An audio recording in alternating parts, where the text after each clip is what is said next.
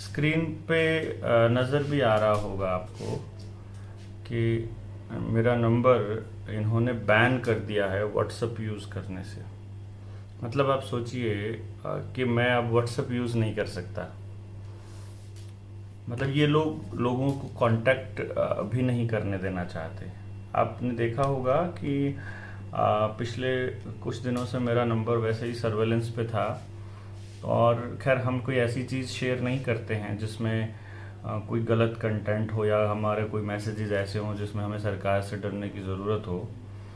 लेकिन ये लोग इतना सर्विलेंस रखते हैं कि जब अब लोगों ने हमको डायरेक्ट कांटेक्ट करना शुरू किया, आप स्क्रीन पर देख ही रहे होंगे कि your number 9518170000 is banned from using WhatsApp. मतलब हमारा नंबर बैंड है। और जब यूट्यूब के ऊपर बहुत सारे कंटेंट लोग देखने लगे तो हमारे सारे चैनल उड़ा दिए। अभी एक निडर इंडिया और एक डॉक्टर देवेंद्र बल्हारा के 2 चैनल चल रहे हैं।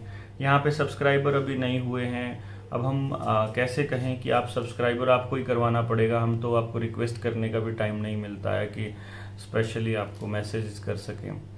और अभी जब लोगों ने डायरेक्टली हमसे साइड इफ़ेक्ट्स मांगने शुरू किए इनकी बूटी के, तो मैसेजेस बहुत आए, हज़ारों में मैसेजेस आए।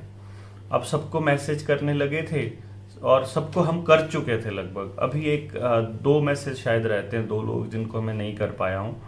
उन्हीं लोगों के मैसेजेस उठा दिए इन लोगों ने। मतलब मैसेज ही उड़ गए। हमारा ये सॉरी मेरा तो फिर ये व्हाट्सएप ही उड़ा दिया इन लोगों ने और बैन कर दिया। इसको आगे मैं यूज़ नहीं कर पा रहा हूँ। तो आप सोचिए कि किस तरह आप इसको हैशटैग लगाइए, तानाशाह व्हाट्सएप करके, चोर व्हाट्सएप करके, हैशटैग मतलब जासूस व्हाट्सएप करके, क्योंकि इनको बताना तो पड़ेगा कि भाई लोग नाराज़ हैं तुमसे, तुम इस तरह की हरकतें करोगे तो ये तो हमारी प्राइवेसी में खनन है, दखल है। और तुम इस तरह से ये दखलंदाजी मेरे ख्याल से बर्दाश्त नहीं होनी चाहिए कि आप इतनी निगरानी रखते हैं किसी के ऊपर। और अब आप बताइए कि आप तक खबरें हम कैसे पहुंचाएं। अभी टेलीग्राम पे चैनल बनाना पड़ेगा, चैनल है वहाँ पे @ करके DRDEV7 करोगे तो उसको आप ज्वाइन कर लीजिए। और बिना कोई स्पेस दिए DRDEVENDERBALHARA डॉक्टर देवेंद्र बल्हारा, अगर आप बिना स्पेस दिए सर्च करेंगे तो मेरा टेलीग्राम पे भी आ जाएगा। तो आप लोग वहाँ पर भी जुड़िए।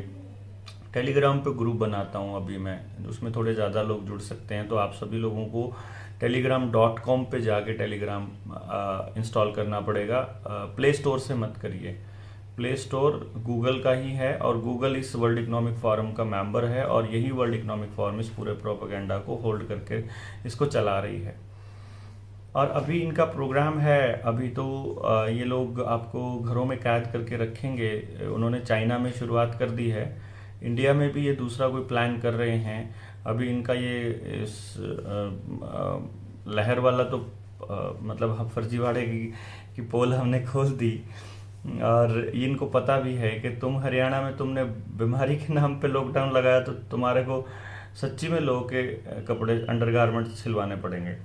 वो जजपा वाले विधायक वाली बात है। लेकिन आप सोचिए कि ये लोग इस तरह से कंट्रोल करेंगे बिहेवियर को, फिर आपका पैसा भी इन लोगों ने डुबोना है, आपका लोहा, आपकी गाड़ियाँ, आपका बिहेवियर, आपका खाना, आपकी पानी, आपका गैस, आपका सब कुछ कंट्रोल करना है और वो एक नंबर से जोड़ना है। अब पता नहीं आप कब समझ पाएंगे इसको। आप ये जो श्रम कार्ड बनाना है, ये जो UHID बनाना है, ये जो सर्टिफिकेट बनाना है, आर्टिफिशियल इंटेलिजेंस है। अभी चंडीगढ़ में 23 मार्च से इन लोगों ने कहा है कि कोई मैनुअल चालान नहीं होगा, सारे चालान ऑटोमेटिक होंगे आर्टिफिशियल इंटेलिजेंस से, CCTV कैमरे से। ये टेस्टिंग है, हमेशा टेस्टिंग छोटी जगह पे होती है और ये लोग UT के अंडर करते हैं।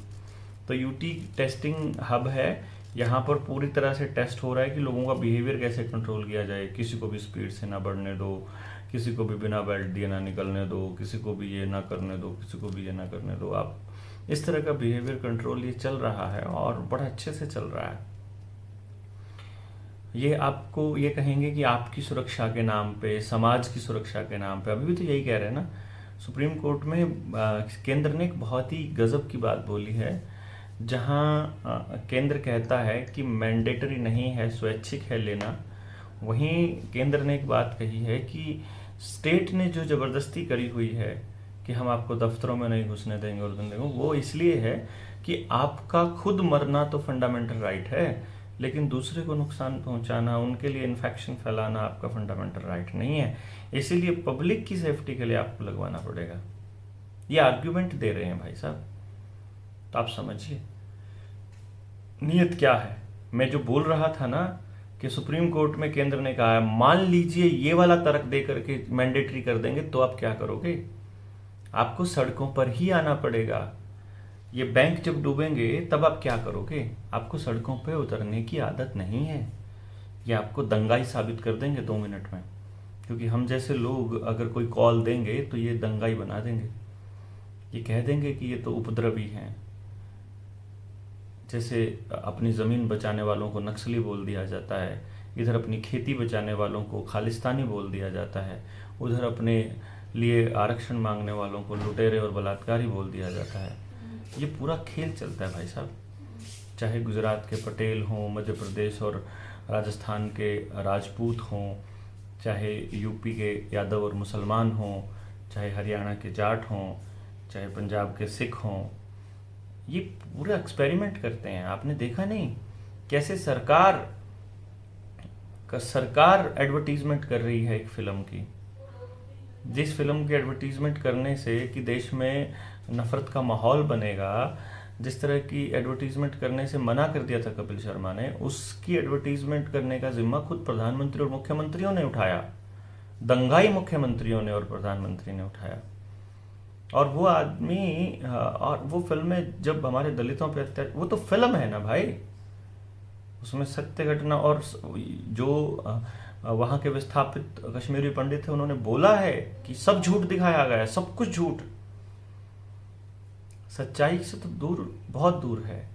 अगर तुम अत्याचार देखते हो, अगर सच में अत्याचार देखना चाहते हो, तो जो पिछले 7 सालों में जो यस बैंक है, पीएमसी बैंक है, इन बैंकों के नोटबंदी में जो लोग बर्बाद हुए ना, उसमें 90% हिंदू थे, जिनकी दुकानें बर्बाद हुई है, जिनके रोजगार छीने गए हैं, जिनको अस्पतालों में गलत दवाइयां दे करके नुकसान किया गया है, जिनको तुमने इस पूरे प्रोपेगेंडा में बर्बाद किया है, उसमें 90% से ज़्यादा मुसलमान नहीं है, हिंदू हैं। मैं सिर्फ इसलिए वर्ड इस्तेमाल कर रहा हूँ हिंदू वर्ड, मैं धर्म के नाम पर नहीं इस तरह का गंद फैलाता, लेकिन मैं आपको जस्ट थोड़ा सा रियलाइज कराने की कोशिश कर रहा हूँ कि लॉजिकली सोचिए, इनके इस प्रोपेगेंडा में मत फंसिए। ये सवाल उठाना, ये चाहते हैं कि आप सवाल उठाना भूल जाओ, आप नौकरियों के बारे में मत सोचो, आप प्राइवेटाइजेशन के खिलाफ ना लड़ो, आप इनके सेंसरशिप के खिलाफ ना लड़ो, आप इनकी तानाशाही को स्वीकार कर लो। और आसान होता है जब सरकारों को हम लोग स्वीकृति दे देते हैं, इस तरह की मौन स्वीकृति, तो वो अपने तानाशाही एजेंडे को चलाना उनके लिए आसान हो जाता है।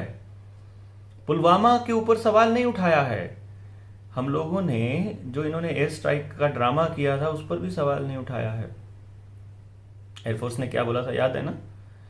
जांच में जब एयरफोर्स से पूछा गया तो एयरफोर्स ने कहा कि हमें जो टारगेट दिया था हमने वहां मारा। जब उनसे पूछा कि आपने पाकिस्तान में कहाँ स्ट्राइक किया, तो उन्होंने कहा हमें जो टारगेट सरकार ने दिया, हमें अलाउड नहीं है शेयर करना बाहर। तो इस गेम को आप कैसे समझोगे, आप इनके इस खेल को? पर आपको ये समझना ही होगा।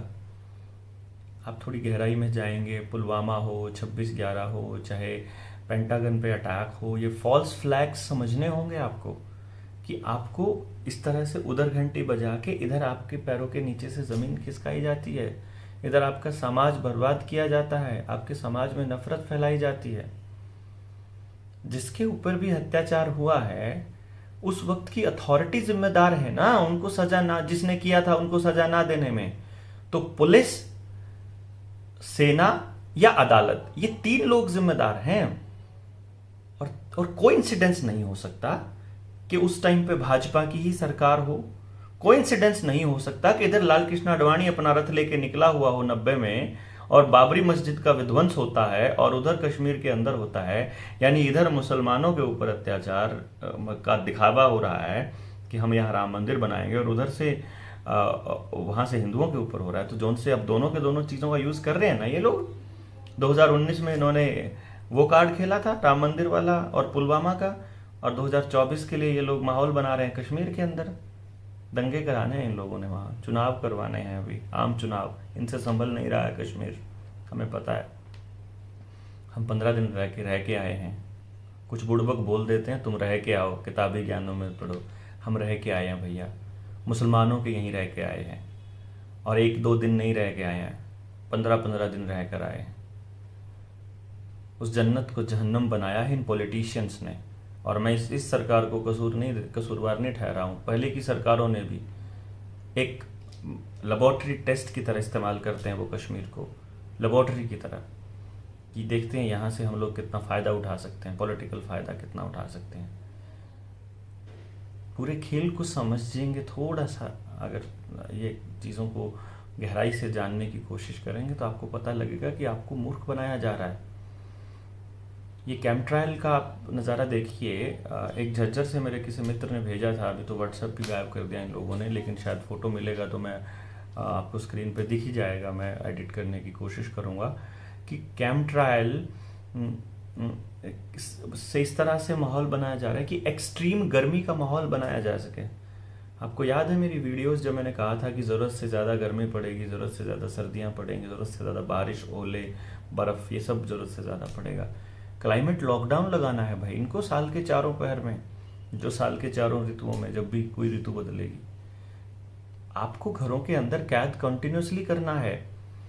अभी आपके शरीर के अंदर क्या जा चुका है, उससे कौन सी बीमारियां ट्रिगर होने वाली हैं, आपको किसको स्मॉल पॉक्स होगा, किसको कैंसर होगा, किसको हार्ट अटैक्स आएंगे, कितने ब्रेन हैमरेज होंगे, कितने आईवीएफ सेंटरों के चक्कर लगेंगे। आप देखिए तो सही, कैंसर के अस्पतालों में दुगनी तिगनी स्पीड से लोग जा रहे हैं, और जो हार्ट के जो पेशेंट्स हैं उनमें तो लाइन ही नहीं टूट रही है। जहां ओपन हार्ट सर्जरी या फिर जो स्टंट डलने वाला काम या फिर बाईपास सर्जरीज जहां महीने में 30 होती थी एक अस्पताल की, शायद मतलब पूरे सारे अस्पतालों की मिला के, अब एक अस्पताल 30-30, 50-50 कर रहा है। और अगर झूठ है तो आपकी सर्कल में कोई ना कोई अस्पतालों में जरूर होगा, पता कर लीजिए दोस्तों। कैंसर के केस बढ़े हैं पिछले 2 साल में, और 2 ही साल से खेल चालू हुआ है बूटी का। तो जब अगर तीसरा ले लोगे और चौथा ले लोगे, उसके बाद आपका क्या होगा कोई नहीं जानता है। और जो बच्चों के साथ हो रहा है, जो हरियाणा ने जो एग्जाम्पल सेट किया है, हिसार में जीरो बंदा आया लगवाने के लिए, सन्नाटा रहा। बहुत अच्छा लगा हमें जानकर। लेकिन अभी ये काफ़ी नहीं है। अभी एलियन अटैक का खतरा है, डिजिटल करेंसी का खतरा है, रोबोटिक्स का खतरा है, आर्टिफिशियल इंटेलिजेंस का खतरा है। सुरक्षा के नाम पे आर्मी और पुलिस को रिप्लेस करने के लिए रोबोट्स आ रहे हैं दोस्तों। आपके घरों की निगरानी करने के लिए, ड्रोन्स के लिए एविएशन के रूल्स बदले जा रहे हैं। आप समझ क्यों न रहे हैं? आपके बच्चों की पढ़ाई बिल्कुल बर्बाद कर दी गई है। लोकतांत्रिक अधिकारों को सिखाने वाले चैप्टर्स डिलीट कर दिए गए हैं, क्योंकि इनको मालूम है कि आपको सड़क पर उतरने की आदत नहीं रही। आपको देशद्रोही साबित कर दिया जाएगा तो आप भाग जाओगे। इन्होंने पहले भी किया है, लेकिन चाहे ये देशद्रोही साबित करें, चाहे हमें भगत सिंह की तरह आतंकी साबित करें। भगत सिंह आज भी आतंकी हैं सरकारी दस्तावेजों में, आपको बता दें। सुभाष चंद्र बोस आज भी आतंकी हैं सरकारी दस्तावेजों में। तो हम भी कल को आतंकी होने वाले हैं इस हिसाब से तो। लेकिन हम चुप नहीं बैठेंगे। इन लोगों ने यहाँ हमारा व्हाट्सएप ब्लॉक कर दिया है, तो क्या हम चुप हो जाएंगे? अरे नहीं, बस तो हम और ज़ोर से बोलेंगे, और ज़्यादा लोग इकट्ठे होंगे। व्हाट्सएप के भरोसे मत रहिए। व्हाट्सएप पे मैसेजेस नहीं आपको प्राप्त होते हैं, जानकारियाँ नहीं मिलती हैं।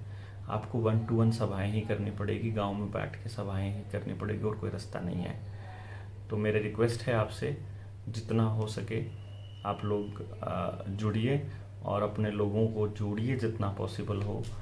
और कोई रास्ता मुझे नज़र नहीं आता है। जितने लोग जुड़ेंगे, जितना मतलब आप जिस भी तरह से आपको लगता है कि आपको समाज बचाना है, आप बचाइए। और जो भी हमसे बन पड़ेगा वो हम करेंगे, कर भी रहे हैं, आगे भी करते रहेंगे। लेकिन आपसे उम्मीद ये है कि एक तो चैनल्स जो हैं, डॉक्टर देवेंद्र बलारा वाला चैनल यूट्यूब वाला और फिर ये निडर इंडिया वाला, इनको आप सब्सक्राइब करवा दीजिए लोगों से। जैसे ही सब्सक्राइब होंगे या फिर डिलीट कर देंगे हमारा चैनल, ज़्यादा लोग जुड़ेंगे, लेकिन हम फिर बना लेंगे। क्या दिक्कत है बताइए, और क्या करें बताइए, आप भी बताइए, हमारे पास क्या ऑप्शन है। हम अपना फ़र्ज़ निभाने से नहीं हटेंगे। आप भी जितना हो सके बातों को पूरा समझिए, थोड़ी रिसर्च कीजिए। एक एक चीज़ पे वीडियो बनाने का बहुत ये रहता है कि इस चीज़ पर वीडियोस बना दिया जाए, लेकिन दिन में सुबह से लेकर रात तक हम लोग लोगों से कांटेक्ट ही करते रहते हैं और मिलते रहते हैं, गाँव में जाते रहते हैं। उन लोगों से जितना ज़्यादा फिजिकल मिल पाए इतना कोशिश रहती है। आप भी अपने ज़िले में लोगों को संगठित करना शुरू कीजिए, और जिस ज़िला में भी हमारी टीम आ रही हो, हम आ रहे हों, आप ज़्यादा से ज़्यादा लोगों को लेके आइए, ताकि लोग, सरकारों को लगे कि ये लोग ज़्यादा हैं, ये मुट्ठी भर लोग नहीं हैं। अभी सरकारों को ये लगता है ये मुट्ठी भर लोग हैं और इनके भौंकने से कुछ नहीं होता, ऐसे ही बोलते रहते हैं ये लोग। तो सरकार पर थोड़ा प्रेशर बने, इसके लिए आपको लोग जुटाने होंगे, अपने जैसे लोगों को ढूंढिए, ज़रूर मिलेंगे आपको लोग, और बहुत अच्छे लोग हैं समाज में, आप उनको ढूंढिए ज़रा।